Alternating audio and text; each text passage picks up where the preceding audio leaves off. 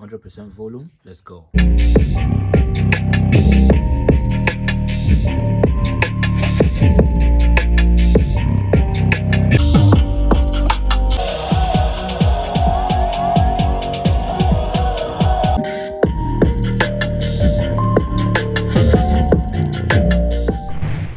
Okay, welcome back again to another video. Previously in this channel, we did an indoor sound comparison between these two good looking speakers right here, the Boombox3 and the Zealot ZE01. So in this particular video, we're going to be taking both speakers outdoor. Let's hear the sound difference between both of them.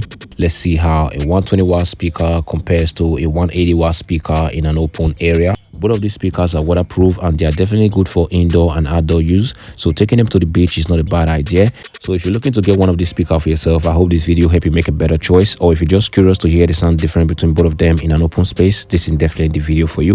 Do it to hit that like button and subscribe to this channel and drop your comment in the comment section. Let's go. 100% volume. Let's go.